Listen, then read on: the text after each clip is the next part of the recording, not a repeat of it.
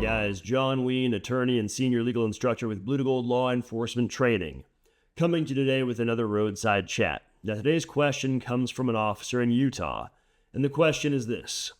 Police are dispatched to a welfare check. Family came from out of state to check on an elderly person who lives alone.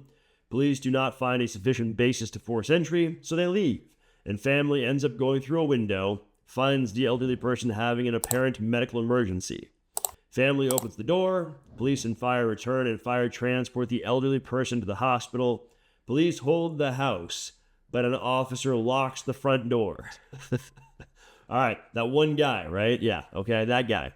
The male ends up deceased at the hospital, but the medical examiner determines the death is unattended, which typically merits a death investigation. There are no obvious signs of injury or foul play on the deceased person. The male was the sole occupant of the home, but police are locked out except for the window. In order to document the scene, what options are available? Number one, can they write a warrant with no crime? No, right? A judge should not issue a search warrant for a residence if there is no probable cause to believe that evidence of a crime will be located therein. No fair probability that evidence of a crime will be located therein. Is it assumed the deceased would want police to investigate? Sure. Is it too late? Tough luck. You abandon the search. I don't know, not necessarily. Can family consent as next of kin? Yes, they can, right? So the family has at least apparent authority over that house. If you talk to them and you say, hey, okay, nobody else lives here. Okay, does he have any family member who comes and stays the night frequently?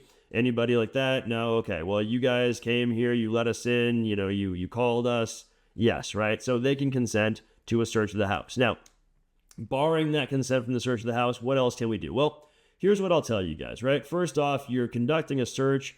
Is this some kind of an administrative search, meaning you are doing this for a non-criminal investigatory purpose? And is the activity in which you're engaged, does it have a significant governmental interest? A lot of times people ask questions like this, right? Where they're like, why am I going through this person's house? Why am I going through their medicine cabinet and taking photographs and calling the medical examiner and providing this information? And really what we're talking about here primarily is the administrative search exception. You are doing it for a non-criminal investigatory purpose, and it is reasonable in its scope and application, right?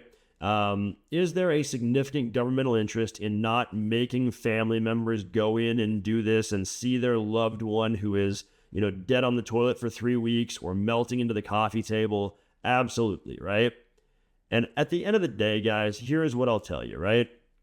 I don't ever want to be an instructor who says, hey, go ahead and violate people's rights, because at the end of the day, no one is going to have standing to contest the reasonableness or unreasonableness of your search. But ultimately, when it comes down to situations like this, right? In order to contest the reasonableness of a search or the reasonableness of a seizure, a person must have standing, meaning they must have a dog in the fight, skin in the game. It must be their constitutional rights that are implicated by what you did. Ultimately, a search of that house is going to implicate whose constitutional rights?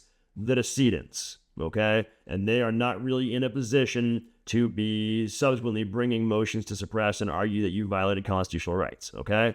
If I'm going through this house and I locate evidence of another crime that implicates someone who does not have a constitutionally protected interest in this house, they do not have standing as the reasonableness or unreasonableness of that search. That evidence will be admissible against them or in some other kind of proceeding, right? So ultimately, at the end of the day, right, I know, community caretaking post Caniglia versus Strom, although some lower courts disagree, Caniglia versus Strom is generally accepted to recognize that community caretaking no longer applies to the home because it does not require exigency. But really, what are you doing here? You are serving a purpose. You are assisting citizens. And ultimately, at the end of the day, are you being reasonable? Yes. Yes, I believe you are.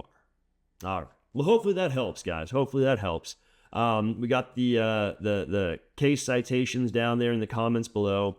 If you guys have any other questions for us, blue2gold.com, blue2gold.com. Check out our upcoming courses, our upcoming trainings, our upcoming free webinars, and hopefully I will see you at an in-person training soon.